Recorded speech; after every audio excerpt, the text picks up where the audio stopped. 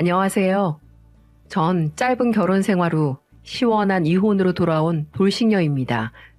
30대 후반에 다소 늦은 나이에 한 결혼이라 꼭 잘 살고 싶었는데 시어머니 하는 꼴 보니 도저히 안 되겠어서 첫 명절날 자리를 박차고 나왔습니다. 친구들한테 이야기했더니 잘했다는 친구도 있고 네가 유난이라는 친구도 있더군요. 그래서 여러분 생각은 어떠신지 많은 분들 이야기를 듣고 싶어서 이렇게 사연을 보내봅니다. 전 참 다양한 종교를 가진 집안에서 태어났어요. 어머니는 교회에 다니셨고 아버지는 할머니와 절에 다니셨고 또 저희 삼촌은 카톨릭 신부님이셨어요. 그치만 그 누구도 자신의 종교를 강요하는 분은 없었습니다. 명절이든 생일이든 만나면 서로 어떻게 지냈는지 서로 종교의 요즘 이슈는 뭔지 물어보고 이야기를 나눌지언정 서로의 종교를 비난하거나 강요하진 않았습니다. 제가 성장하는 과정에서 역시 마찬가지였죠. 제가 어떤 종교를 선택할지는 오롯이 저만의 선택이었고 저는 엄마, 아빠, 삼촌을 따라 모든 곳들을 다 다녀본 뒤 교회에 다니기로 결정했습니다. 그곳에서 열심히 공부도 하고 친구들도 사귀며 그렇게 학창시절을 보내고 또 성인이 되었습니다. 어른이 되고 난 뒤에도 종교 활동만큼은 빼놓지 않고 열심히 했어요. 제가 성장하면서 비뚤어지지 않고 큰 마음의 병 없이 성장할 수 있었던 건 아마 그런 신앙의 힘 덕분이 아니었을까 싶기도 해요. 그래서 전 저의 종교가 그리고 저희 집안이 항상 자랑스러웠습니다. 그리고 나중에 결혼을 하게 된다면 제 배우자 역시 당연히 저의 종교를 이해해주는 사람일 거라고 생각했어요. 제 첫 연애 상대는 부끄럽게도 전 남편이었습니다. 별로 대단한 걸 한 것도 아닌데 하루하루 열심히 살다 보니 제대로 연애 한번 못 해보고 살았더라고요. 그러다가 30대 후반에 늦은 나이가 되어서야 회사 동료의 소개로 한 남자를 만나게 되었고 성정이 착한 사람이라는 걸 알게 되었습니다. 저는 혹시나 싶어서 처음 만나는 날 자리에 앉기도 전에 그런 말을 했었어요. 제 나이는 알고 나오신 거죠? 그러자 그 남자는 웃더군요. 그러더니 커피 한 잔을 홀짝이고는 네, 그럼요. 제가 너무 나이가 많아서 죄송스러운 마음으로 나왔습니다. 라며 너스레를 떨더군요. 저보다 한 살밖에 안 많았는데 말이죠. 유머 감각도 있고 사람을 배려할 줄도 아는 그 사람에게 저는 조금씩 빠져들어갔어요. 나이가 나이인지라 만남을 가질 때부터 결혼을 생각하지 않을 수가 없었죠. 그래서 세 번째 만나는 날 저희는 결혼 이야기를 나누기도 했습니다. 네, 편하게 말씀하세요. 제가 적은 나이가 아니다 보니까 이제 와서 어린 학생들처럼 연애하는 재미로 사람 만나기는 좀 그래서요. 그래서 혹시라도 우리가 오늘 이후에 또 만나게 된다면 그땐 지금보다 조금 더 깊은 생각을 갖고 만나는 사이였으면 좋겠어요. 아유, 그럼요. 저는 처음 뵀을 때부터 그렇게 생각했는걸요. 현아 씨가 먼저 말하기 전에 제가 말씀드렸어야 했는데 죄송해요. 아유, 제가 이렇게 둔합니다. 어찌 보면 제가 먼저 고백한 거였고 또 제가 민망할 수 있는 상황이었는데 그 사람은 제가 민망하지 않도록 스스로를 낮춰주더군요. 그 순간 마음을 먹었어요. 아, 이 사람이랑 결혼해야겠다. 그래서 그날 이후로 우리는 깊은 관계로 발전했습니다. 당연히 종교에 대한 이야기도 종종 나누었죠. 그 사람은 어머니가 독실한 불교 신자셨고 자신도 어머니를 따라 종종 절에 다녀온다고 하더군요. 처음에는 걱정스러운 마음이 들기도 했습니다. 종교가 다르다는 게 우리 사이에 문제가 되진 않을까 해서 말이죠. 그래도 솔직하게 말했어요. 나는 기독교 신자야. 어렸을 때 내가 직접 선택한 종교고 내가 평생 유지온 신앙이라 나한테는 아주 소중해. 그래서 다른 사람 때문에 종교를 바꾸고 싶지도 않고 강요받고 싶지도 않아. 혹시 어떻게 생각해? 그게 뭐 당연한 거 아니야? 지금이 무슨 조선시대도 아니고 종교 갖고 뭐라고 하고 탄압하고 그러는 사람이 어딨겠어. 자기는 교회 다녀. 지금처럼 열심히. 나는 나대로 어머니 따라 절에 다니다가 또 어느 날 갑자기 교회가 궁금해지면 자기 따라서 교회도 가볼 수 있는 거지. 반대로 자기도 마찬가지고. 유연한 사고를 가지고 있는 그 사람에게 감동받기도 했고 또 고맙기도 했어요. 오히려 그렇게 말해주니까 저도 그 사람의 종교에 대해 더 궁금해지기도 하고 알아가 보고 싶은 마음도 들더군요. 그래서 실제로 연애할 때 그 사람이 어머님과 자주 간다는 절에 따라가 본 적도 몇 번 있었어요. 경치가 아주 좋고 스님들이 아주 인자하신 그런 곳이었죠. 그런데 문제는 그 사람이 아니었습니다. 제가 미처 생각하지 못하고 간과한 것이 하나 있었죠. 바로 나이가 아주 많은 그의 어머니. 전 남편이 막둥이였어서 어머니 나이가 굉장히 많으셨어요. 저희 외할머니랑 3살밖에 차이가 안 나셨으니 저한텐 할머니 뻘이었죠. 엄마는 그 이야기를 듣고 걱정을 하시더군요. 다 좋은데 예비 시어머니가 조금 걸리네. 연세가 많으시면 자기 종교에 대해 애착도 굉장히 강한 분들이 많거든. 제사라든지 이런 문화를 강요할 수도 있는 거고. 너 정말 자신 있니? 에이 엄마, 희석 씨 보면 몰라? 희석 씨 보면 어머니도 어떤 분이실지 대충 짐작이 돼. 이해심이 아주 많고 마음이 넓은 분이실 거야. 당연히 이해해 주시겠지. 그래도 그런 게 아닐 텐데. 걱정하지 마. 혹시라도 종교 문제로 갈등 생기지 않게 내가 잘할게. 저는 그렇게 엄마를 안심시켜 드렸어요. 정작 예비 시어머니를 만나보지도 못한 채로 말이죠. 엄마랑 그 이야기를 나누고 얼마 뒤에서야 시어머니를 처음 뵙게 되었어요. 연세가 연세이신지라 푸근하고 굉장히 인자해 보이는 그런 분이셨죠. 제가 인사를 드리고 함께 식사를 하고 과일을 먹을 때까지도 어머님은 제 손을 꼭 잡은 채 놓지 않으셨어요. 아유, 이렇게 예쁜 아가씨가 우리 아들이랑 결혼을 한다니 내가 믿기지가 않네. 내가 우리 부처님한테 불공드린 게 이제야 돌아오나 봐. 아유, 어쩌면 좋누. 어머니, 그렇게 생각해 주셔서 감사해요. 결혼해서 제가 희석 씨한테도 어머니한테도 잘할게요. 좋은 며느리 되려고 노력할게요. 아니다, 아니야. 그저 며느리 도리만 잘하고 우리 아들한테만 잘해주면 되지. 나한테까지 잘할 거 없어. 나야 이제 다 늙어서 곧 있으면 부처님 곁으로 갈 사람인데. 아유, 무슨 말씀이세요.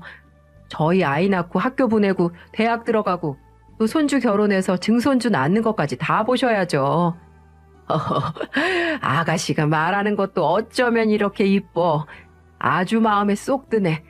이게 다 부처님의 은덕이다. 어머님은 저를 마음에 쏙 들어 하시는 눈치셨고 저도 어머님이 참 좋았어요. 돌이켜 생각해보면 참 운이 좋았던 거죠. 제 종교에 대한 이야기가 그때 나왔다면 아마 지금의 사태까지는 일어나지 않았을지도 모르겠어요. 결혼 준비할 때도 낌새가 있었는데 바보같이 제가 눈치채지 못했습니다. 시어머니가 결혼식을 절에서 전통 혼례 방식으로 했으면 좋겠다고 하시더군요. 물론 저희 아빠도 절에 다니시니까 절에서 해도 상관없지만 그래도 당사자인 제가 기독교 신자인데 절에서 하기는 좀 그렇더라고요. 그래서 어머님께 잘 애둘러 설명드리느라 애를 좀 먹었습니다. 어머니, 절에서 전통 혼례하면 저희 아빠도 정말 좋아하실 것 같긴 한데 제가 드레스가 꼭 입어보고 싶어요. 나이가 많아서 리마인드 웨딩 하기도 좀 부끄러운 나이라 다른 여자들처럼 하얀 드레스 입고 예쁜 예식장에서 결혼하고 싶은데 허락해 주시면 안 될까요? 대신 어머님 아시는 스님들도 오실 수 있게 자리 마련해 놓을게요. 식은 종교색 전혀 없이 진행하고요. 예비 남편과 그렇게 한참을 설득하고 나서야 시어머니는 못 이기는 척 알았다고 하더군요. 그렇게 저희 결혼식은 조금 재미있는 결혼식이 됐습니다. 목사님, 신부님, 스님이 모두 계신 종교 대통합잔치 같았달까요? 그래도 다행히 마찰 없이 식은 잘 끝났고 저희는 경주로 신혼여행을 다녀왔어요. 어머님을 모시고 말이죠. 원래 제주도에 가려고 했는데 어머님이 불국사에 꼭 한번 가보고 싶다고 하시기도 하고 연세가 많으신 분이라 언제 우리가 또 이렇게 날 잡고 같이 여행 다닐까 싶어서 어머님을 모시고 갔었는데 경주에 있는 유적지며 절까지 모조리 돌아다니는 어머님을 보며 와, 정말 종교에 대한 애착이 대단하시구나 싶었습니다. 그리고 그렇게 애착이 대단한 만큼 저의 종교 역시도 존중해 주실 거라고 생각했죠. 그런데 신혼여행을 다녀온 이후부터 제 생각과는 조금 다른 삶이 펼쳐졌습니다. 저희는 시댁에서 걸어서 20분 정도 거리에 있는 작은 빌라에서 살림을 시작했는데 하루가 멀다 하고 어머님이 찾아오셨어요. 오셔서는 뭐에 좋은 부적이다, 뭐에 좋은 부적이다 하시며 집 구석구석에 부적을 붙여놓고 가시기도 하고 사방에 파츠랑 소금을 놓고 가시기도 하고 또 어느 날은 제사를 지내야 하니 제 속옷을 달라고 하셔서 입던 속옷을 드린 일도 있었어요. 거기까지는 이해합니다. 종교의식의 일환이고 저한테 그 의식에 참여하라고 강요한 것도 아니니 어머님 마음 편하게 만들어드린다 생각하고 넘어갈 수 있었어요. 그런데 언젠가부터 일요일만 되면 자꾸 저를 부르시더라고요. 형님들이랑 시아주버님들도 다 모인다면서 아침부터 와서 음식 준비를 하라고 부르시는 거예요. 정작 가보면 형님들은 다 저녁 늦게나 오시는데 말이죠. 그래서 처음 몇 번은 가다가 나중에는 남편을 통해 조심스럽게 이야기를 했었죠. 어머님한테 나 예배만 보고 가겠다고 전해줘. 교회 안 간지 너무 오래돼서 그래. 나도 일 때문에 평일에는 가기 힘드니까 일요일에라도 가서 예배 드리고 싶은데 요즘 매주 부르셔서 벌써 한 달이 넘게 교회를 못 갔어요, 여보. 벌써 그렇게 됐나? 엄마가 자기 많이 보고 싶어서 그러신가 보다. 그럼 오늘 교회 갔다 와. 내가 엄마한테는 잘 말해둘게. 내가 먼저 가서 도와드리든지 하지 뭐. 정말? 그래도 돼? 그럼 가서 오랜만에 친구들이랑 수다도 좀 떨고 점심도 먹고 와. 어차피 형이랑 형수들은 다 저녁이나 돼야 올 텐데 뭐. 고마워. 저는 그렇게 남편의 말을 철석같이 믿고 그날 교회로 향했습니다. 오랜만에 교회에 가서 마음 편하게 예배도 드리고 교회 친구들이랑 커피도 한잔하고 나서 시댁으로 향했어요. 점심이 조금 지난 시간이었는데 시댁에 들어가자마자 쎄한 분위기가 느껴지더군요. 남편은 소파에 앉아 불안한 얼굴로 다리를 덜덜 떨고 있고 시어머니는 앓는 소리를 하며 방에 누워 계시더군요. 저는 놀라서 어머, 어머님, 어디 편찮으세요? 하면서 어머니한테 달려갔는데 시어머니는 벌떡 일어나 저에게 화를 내시는 게 아니겠어요? 아니, 너는 내가 아침부터 오라고 했는데 이제야 와? 지금이 몇 시야? 아, 교회에 좀 다녀왔어요. 요즘 너무 못 가서. 희석 씨가 괜찮다고 했는데. 괜찮기는 뭐가 괜찮아? 지금 일주일 동안 뼈 빠지게 일한 네 서방 보고 밥을 하라는 거야? 아니면 다 늙어 빠진 나보고 밥을 하라는 거야? 교회인지 뭐식인지 갔으면 빨리라도 오든가. 내가 전화를 몇 통을 했는데 이 시애미를 굶겨 죽일 셈이냐? 아이고 부처님, 제가 너무 오래 살았나 봅니다. 며느리한테 뒷방 늙은이 취급이나 당하고 아이고. 시어머니가 그렇게 소리 지르는 모습은 처음 봐서 정말 깜짝 놀랐어요. 남편이 달려와서 말리긴 했지만 이미 제 심장은 쿵쾅쿵쾅 뛰고 있었죠. 저는 바로 어머니께 죄송해요. 얼른 식사부터 차릴게요. 라고 말하고는 후다닥 부엌으로 가서 식사를 준비했습니다. 남편은 어찌할 줄을 모르고 어머니와 제 사이에서 눈치만 보고 있더군요. 그날 저녁 어머님은 일찍 들어가 주무시고 형님들과 아주버님들만 남게 되어서 슬쩍 그날 있었던 일을 이야기했어요. 특히 큰형님은 어머님을 꽤 오래 모시고 살았다고 들어서 어떻게 하면 어머니 마음이 좀 풀릴 수 있을지 힌트를 주실 것 같았거든요. 오랜만에 교회 다녀오느라 제가 좀 오버했나 봐요. 예배만 보고 빨리 올걸. 괜히 커피까지 마시고 와가지고 어떡해요? 제가 어떻게 해야 어머님 화가 좀 풀릴 수 있을까요? 근데 돌아온 큰형님의 대답은 굉장히 의외였어요. 형님은 저를 주방 한구석으로 데리고 가더니 소곤소곤 이야기하셨죠. 그냥 그러려니 해. 일찍 와서도 똑같았을 거야. 네? 어머님 독실한 불교 신자이신 거 알지? 네, 그럼요. 항상 말끝마다 부처님 하시고 절도 그렇게 열심히 다니시는데 모를 리가요. 나 처음 시집 왔을 때도 그랬어. 나도 교회 다니다가 어머님 때문에 어쩔 수 없이 개종한 거야. 어머니 등살에 못 이겨서.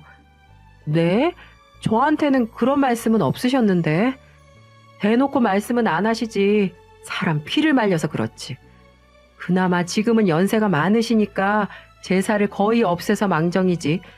난 제사 지낼 때마다 머리 끄댕이 잡히고 뺨 맞고 난리도 아니었어. 교회에서는 원래 제사 같은 거 안 지내잖아. 믿지도 않고. 그쵸. 그래서 내가 안 했다고 했다가 진짜 얼마나 호되게 당했는지 그 생각만 하면 아직도 온몸이 떨려. 좀 있으면 설날이잖아. 다른 제사는 안 지내도 명절에는 꼭 성묘 가고 제사 지내는 분이시니까 생각 잘해. 동서는 나처럼 당하지 말라고 해주는 얘기야. 어렸을 때부터 교회 다녔다며. 그럼 그 신앙 이제 자기가 지켜야지. 나처럼 무너지지 말고. 알았지? 저는 형님의 말을 듣고 한참이나 그 자리에 멍하니 서 있었습니다. 형님 말씀을 이해하기까지는 꽤 많은 시간이 필요했어요. 저는 그 뒤로 한참을 고민에 빠져 있었습니다. 오죽하면 꿈에서도 그 고민을 할 정도였죠. 그러다가 설을 보름 정도 앞둔 어느 날 남편을 앉혀놓고 이야기했습니다. 여보, 이번 설날 말이야. 설날이 왜? 명절에는 제사 지낸다며. 왜 나한테 얘기 안 했어? 아, 그거. 아니 뭐 1년에 2번 뿐이기도 하고 까먹기도 해서 말 못했지 뭐. 별로 대단하게 하는 것도 없는데 뭐. 그냥 맛있는 거 만들어서 다 같이 먹자 정도? 어머님 보면 그게 아닌 것 같은데. 에이, 너무 그렇게 생각하지 마. 별거 아니야. 그냥 아침에 성묘 가서 제사 한번 지내고 나면 다 끝나. 그러고 나면 더 할 것도 없어. 내가 진짜 많이 생각해봤는데 말이야. 내가 이 집안에 시집 온 이상 이 집의 신앙도 무시할 수 없어. 그건 맞아. 근데 그렇다고 내 신앙도 버릴 수도 없어. 이해하지? 무슨 말인지 잘 모르겠는데? 제사 지내는 거 이해하고 나도 도울게. 제사 음식도 하고 성묘도 가고 필요하면 어머님이랑 절에도 갔다 올 수 있어. 정말? 대신 조건이 있어. 무슨 조건? 나한테 절하라고 하지만 마. 대신 난 정말 진심을 다해서 기도할게. 내 신앙의 방식으로. 큰절 대신 기도로 대신할 테니까 그것만 이해해줘. 아유, 난 또 뭐라고. 그래, 마음대로 해. 절이나 기도나 그게 그거지 뭐. 남편은 생각보다 별것 아니라는 듯 이야기했고 저는 좀 의외였지만 그래도 다행이다 생각하며 그렇게 대화를 끝냈습니다. 그리고 설 명절을 앞두고 어머니는 저를 호출하셨어요. 지난번 사태 때문에 앙심이 남아있으셔서 그런지 형님들은 다 두고 저만 부르셨더라고요. 그리고는 무려 10인분이 넘는 제사 음식을 저에게만 맡겨두셨습니다. 그래도 저는 묵묵히 해냈어요. 그렇게라도 어머니 마음을 좀 풀어드리고 싶었고 또 제 정성을 보이고 싶기도 했으니까요. 제가 시집 오기 전까지 고생하셨을 형님들이 한 번이라도 명절에 쉬실 수 있다면 그것도 좋은 일일 거라고 생각했고요. 그렇게 10시간이 넘게 불 앞에 앉아서 서서 요리를 하고 나서야 음식 준비가 모두 끝이 났습니다. 그리고 그 다음날 새벽부터 일어나 시아버지 산소로 성묘를 가야 했어요. 어머니는 저희 집 차보다 큰 차가 좋다고 하셔서 SUV를 모는 큰형님네 차로 모셨고 작은 형님네와 막내 형님네는 같은 동네에 살고 계셔서 같이 차를 타고 오셨고 저희는 저희대로 따로 산소로 향했죠. 가는 길에 휴게소에 들러 간식도 먹고 기념품도 사고 참 명절다운 분위기였습니다. 그래서 제가 더 방심했는지도 모르겠어요. 어머님이 웃으시는 모습을 보며 아, 마음이 다 풀리셨구나. 이제 됐구나 하면서 가벼운 마음으로 산소에 도착했어요. 그리고 주섬주섬 음식들을 꺼내 상을 차리고 시어머니가 자리를 잡고 앉으셨습니다. 그리고 그 옆으로 아들들이 먼저 서서 큰절을 올리고 그 다음은 며느리들의 차례였죠. 저는 남편에게 이야기했던 대로 큰절 대신 기도로 시아버지의 명복을 빌기 위해 묵념을 했습니다. 그런데 그 상태로 갑자기 제 머리가 바닥으로 곤두박질 치는 게 아니겠어요? 저는 영문을 몰라 어떻게든 일어나려고 몸에 힘을 주는데 이상하게 목이 너무 무거운 겁니다. 정신을 차려보니 시어머니가 제 머리채를 잡고 고꾸라진 제 상체를 짓누르고 계셨어요. 이 싸가지 없는 년이 어디 시애비 앞에서 고개만 까딱이야 까딱이? 똑바로 절 안 해? 이게 보자 보자 하니까 우리 집안을 무시해도 유분수지. 형님들과 남편 그리고 시아주버님들이 말리려고 애썼지만 그 순간만큼은 시어머니의 손아귀 힘이 어찌나 세던지 다들 당해내질 못하더군요. 저는 그대로 머리채를 잡힌 채 머리를 바닥에 쳐박고 있어야 했어요. 얼마나 세게 짓눌렀는지 이마에 대나무 돗자리 가시가 다 박힐 정도였어요. 어머니, 저는 제 나름대로 기도를 한 거예요. 아버님께 인사도 드리고 명복도 빌고. 뭐라는 거야, 전현이? 네 부모가 그렇게 가르치든? 시아버지 산소에서 고개만 까딱이라고. 하여튼 이래서 예수쟁이들 안 된다니까. 내가 저 첫째 때도 그렇게 입이 닳도록 얘기했는데 막둥이 너는 어쩌자고 저런 걸 골라왔냐? 어쩌자고? 저는 너무 당황스럽고 어이가 없어서 눈물이 핑 돌더군요. 그래도 남편이 저 대신 나서서 이야기해주고 제 편을 들어줄 줄 알았어요. 그런데 그렇게 이해심 많고 저한테 괜찮다고 큰소리치던 남편이 제게 와서 이렇게 말하더군요. 그냥 절 한번 하는 걸 갖고 왜 그렇게 유난이야, 유난히. 그냥 세배한다 생각하고 하면 되잖아. 왜 어머니 심기를 거슬러 꼭? 기도나 절이나 뭐가 다르다고 그까지 절 한 번을 못 해주냐? 전 그 순간 알았습니다. 아, 이 사람은 내 편이 아니구나. 그냥 허울 좋은 말만 했던 거구나. 그래서 더 이상 참지 않고 저도 소리를 질렀습니다. 네, 저희 부모님은 이렇게 가르치셨어요. 어디 가서 제 종교 갖고 제 신앙 갖고 차별당하지 말고 박해당하지 말고 당당하라고요. 저희 아빠도 불교 신자시지만 어머님처럼 그러시진 않아요. 내 종교가 소중하면 남의 종교도 소중한 법이에요. 그렇다고 제가 제사를 안 진다고 그랬어요? 아니잖아요. 할 거 다 한다고요. 대신 절만 안 한다고요. 절만. 그게 뭐가 그렇게 문제라고 머리채까지 잡으세요? 정말 엉엉 울면서 악을 찔렀습니다. 형님들도 놀라셨는지 저를 달래려고 애쓰시더군요. 그래도 전 그 순간만큼은 할 말을 다 해야겠다 싶었어요. 그래서 지지 않고 계속 소리를 질렀고 제 논리를 이길 수 없었던 시어머니는 갑자기 뒷목을 잡으며 주저앉으시더군요. 아이고, 아이고 영감. 내 저런 거를 막내 며느리로 들였소. 얼른 나도 데려가지 뭐 한다고 날 여태 살려나가지고 이런 꼴을 보게 하고.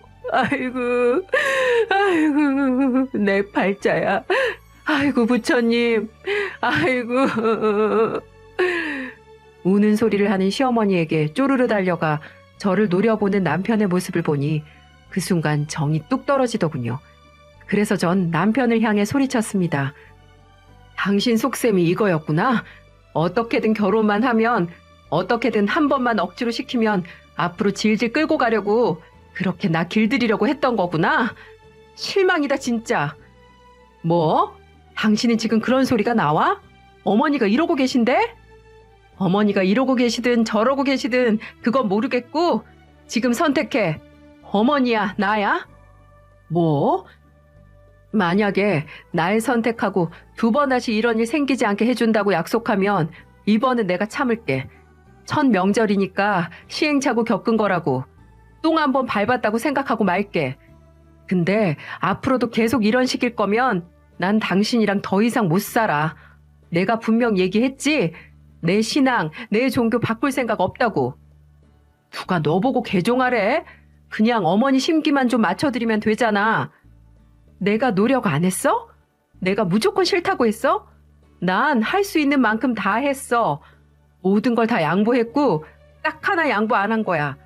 근데 그걸 나한테 강요한다면 난 더 이상 이 결혼 생활을 유지할 생각이 없어.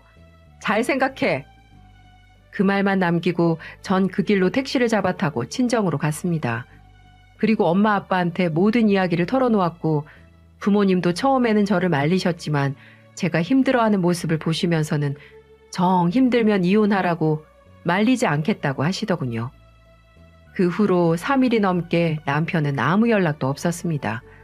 그리고 꼭 5일이 되던 날 전화 한 통이 오더군요. 만나자고요.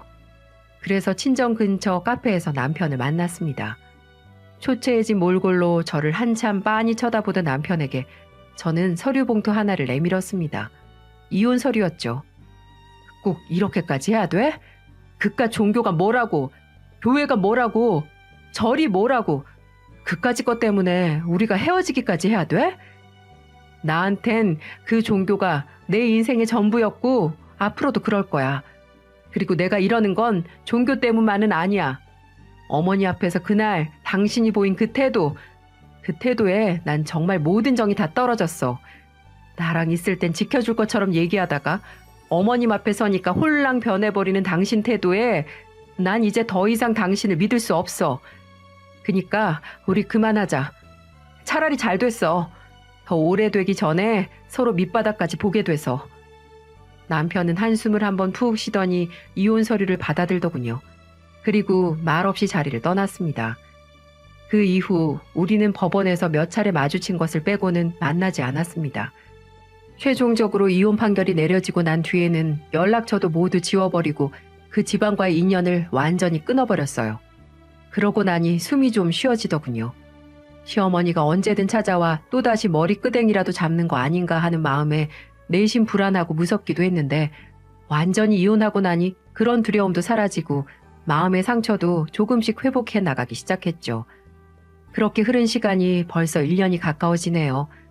이제 또 다른 설 명절이 다가오고 있으니까요. 저는 오랫동안 알고 지내던 저희 교회 전도사님과 지난해 말부터 좋은 만남을 이어가고 있습니다. 아직 상처가 남아있지만 그 사람이 많이 이해해주고 보듬어주고 있어서 저도 그 사람에게 의지해 새로운 삶으로 나아가는 중이고요. 명절만 지나면 그런 뉴스들이 참 많이 나오잖아요. 종교 때문에 가족이 다퉜다, 서로를 다치게 했다, 혹은 어떤 사건이 있었다. 사실 서로 조금씩만 배려하고 인정하면 생기지 않을 일들 아닐까요? 이번 명절에는 모두가 서로를 이해하고 배려하는 그런 명절이 될 수 있었으면 좋겠습니다. 제 이야기는 여기까지입니다. 긴 이야기 들어주셔서 감사합니다.